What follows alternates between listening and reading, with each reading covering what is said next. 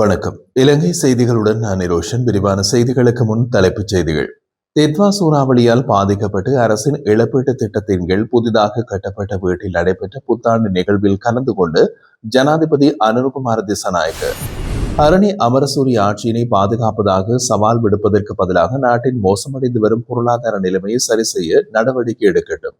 ரஞ்சித் மதம பண்டார கருத்து. தமிழ் மக்களின் முக்கிய விருப்பம் புதிய அரசியலமைப்பின் மூலம் நாட்டின் நிலையான அரசியல் தீர்வை அடைவதாகும் என ராசானகியின் சுட்டிக்காட்டு. யாழ் வேலனை அல்லைப்பட்டி பகுதியில் அடையாளம் தெரியாத நபர் ஒருவரின் எலும்புக்கூடு சேதமடைந்த நிலையில் கண்டுபிடிக்கப்பட்டதாக போலீசார் தெரிவிப்பு. தொடர்வது விரிவான செய்திகள். தெத்வா சூறாவளியால் பாதிக்கப்பட்டு அரசின் இழப்பீட்டு திட்டத்தின் கீழ் புதிதாக கட்டி முடிக்கப்பட்ட வீட்டில் நடைபெற்றிருந்த புத்தாண்டு நிகழ்வில் ஜனாதிபதி அனுரகுமார திசாநாயக்க கலந்து கொண்டார்.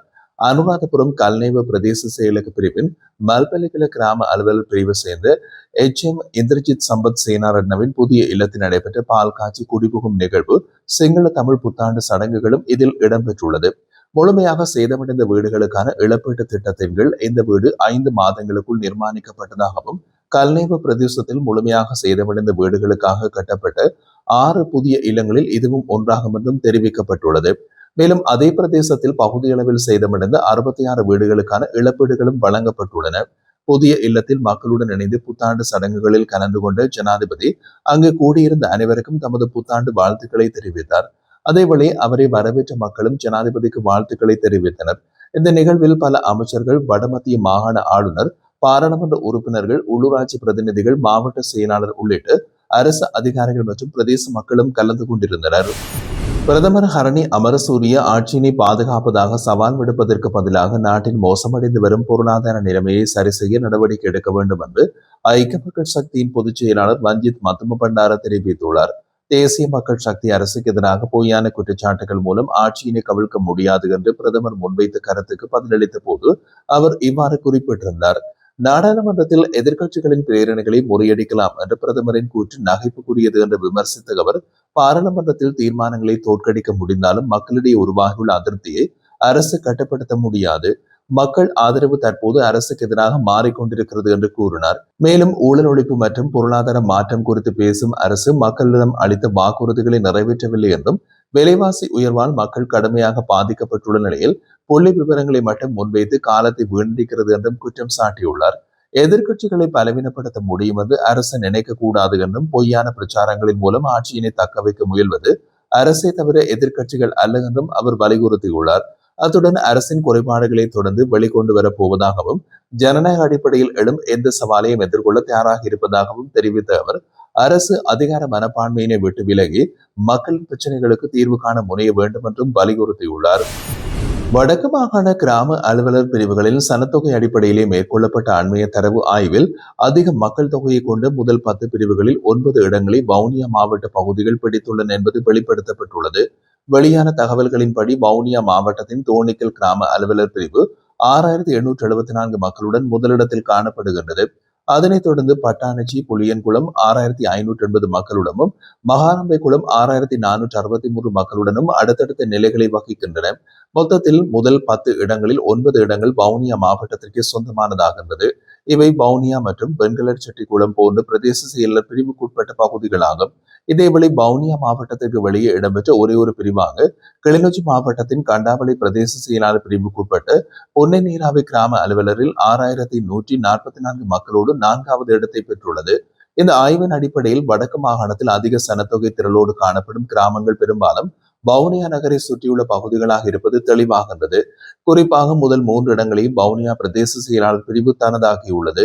இந்த நிலைமைகள் அந்த பகுதிகளில் மக்கள் தொகை அதிகரித்து வருவதை காட்டுவதுடன், அங்கு உள்கட்டமைப்பு வசதிகள், பொது சேவைகள் மற்றும் அபிவிருத்தி தேவைகள் மேலும் அதிகரித்து வருவதையும் சுட்டிக்காட்டுகின்றன. தமிழ் மக்களின் முக்கிய விருப்பம் புதிய அரசியலமைப்பின் மூலம் நாட்டின் நிலையான அரசியல் தீர்வை அடைவதாகும் என்று இலங்கை தமிழரசு கட்சியின் பாராளுமன்ற உறுப்பினர் வ சாணக்கியன் தெரிவித்துள்ளார்.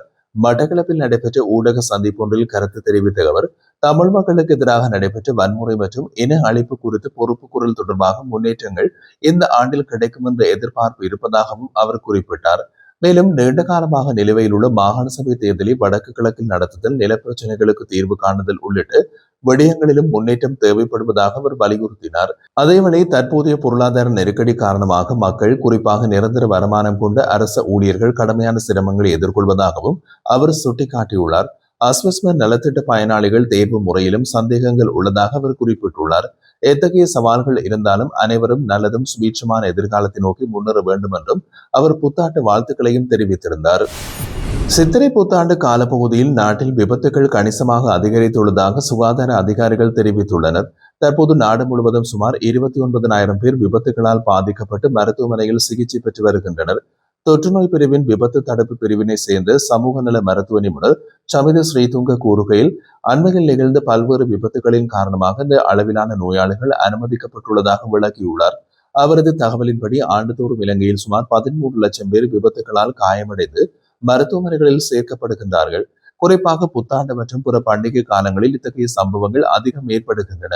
மேலும் வாகன நெரிசல் அதிகம் காணப்படும் மேல் மாகாணத்தை விட பிற மாகாணங்களிலேயே விபத்துகள் அதிகமாக பதிவாகிறது என்று அவர் குறிப்பிட்டுள்ளார்.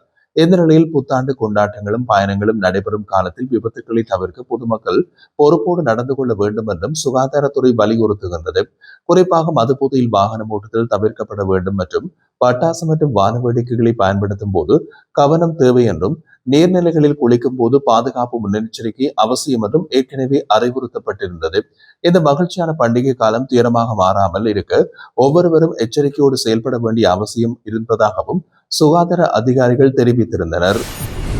சித்திரை புத்தாண்டை முன்னிட்டு தமது ஊர்களுக்கு சென்ற மக்கள் மீண்டும் கொழும்பு திரும்புவதற்காக விசேட போக்குவரத்து ஏற்பாடுகள் செய்யப்பட்டுள்ளதாக அதிகாரிகள் அறிவித்துள்ளனர். இதன்படி பயணிகள் தேவைக்கு ஏற்ப தூர பயணங்களுக்கான கூடுதல் பேருந்துகள் இயக்கப்படும் என்றும், நாட்டின் பல பகுதிகளில் வழக்கமான நேர அட்டவணைப்படி சேவைகள் தொடரும் என்றும் இலங்கை போக்குவரத்து சபை தெரிவித்துள்ளது. பண்டிகைக்கு பின்னர் மக்கள் திரும்புவதற்காக ஏப்ரல் 16 முதல் 21 வரை நாடு முழுவதும் விசேட பேருந்து சேவைகள் அமல்படுத்தப்பட்டுள்ளன. அதேபோல் புத்தாண்டை முன்னிட்டு தொடங்கப்பட்ட விசேட ரயில் சேவைகளும் பயணிகள் திரும்புவதற்கான வசதிக்காக ஏப்ரல் 19 வரை தொடர்ந்து இயக்கப்படும் என்று ரயில்வே திணைக்களம் அறிவித்துள்ளது. இந்த நிலையில் புதன்கிழமை நாடு முழுவதும் தனியார் பேருந்துகள் சுமார் 30% அளவில் மட்டுமே இயக்கப்படும் என்று தனியார் பேருந்து உரிமையாளர் சங்கம் தெரிவிக்கின்றது. அந்த சங்கத்தின் தலைவர் கேமுலு விஜயரத்ன கூறுகையில், புத்தாண்டு தினமான மாலை பகுதியிலும் தனியார் பேருந்து சேவைகள் குறைவாக இருக்கும் என்று எதிர்பார்க்கப்பட்டது. இதற்கு காரணமாக பேருந்து பணியாளர்கள் மற்றும் சாரதிகள் விடுமுறையில் இருப்பதாகவும் குறிப்பிடப்பட்டது. எனினும் வியாழக்கிழமை முதல் பேருந்து சேவைகள் மீண்டும் இயல்பு நிலைக்கு திரும்பும் என்றும் அவர் தெரிவித்திருந்தார். வேலணை அல்லைப்பட்டி பகுதியில் உள்ள ஒரு பற்றைக்காணியில் அடையாளம் தெரியாத நபர் ஒருவரின் எலும்புக்கூடு கடுமையாக சேதமடைந்த நிலையில் கண்டுபிடிக்கப்பட்டுள்ளதாக ஊர்காவல்துறை காவல்துறையினர் தெரிவித்துள்ளனர். அவர்களது ஆரம்ப கணிப்பின்படி சுமார் 4 முதல் 6 மாதங்களுக்கு முன்னர் உயிரிழந்த ஒருவரின் எச்சங்களாக இது இருக்கலாம் என்று சந்தேகிக்கப்படுகிறது. இருப்பினும் சட்ட வைத்திய அதிகாரியின் உடற்கூற்று பரிசோதனை அறிக்கையின் பின்னரே உறுதியான தகவல்களை வழங்க முடியும் என்றும் அவர்கள் கூறியுள்ளனர். இந்த சம்பவம் குறித்து பொதுமகன் ஒருவர் அவசர தொலைபேசி இலக்கத்திற்கு தகவல் வழங்கியதை தொடர்ந்து சம்பவ இடத்திற்கு சென்ற போலீசார் எலும்புக்கூட்டை கண்டறிந்தனர். பின்னர் நீதிபதி, மரண விசாரணை அதிகாரி மற்றும் கிராம அலுவலர் உள்ளிட்டோரின் முன்னிலையில் அவை மீட்கப்பட்டு மேலதிக பரிசோதனைக்காக யாழ் போதனா வைத்தியசாலைக்கு அனுப்பி வைக்கப்பட்டது.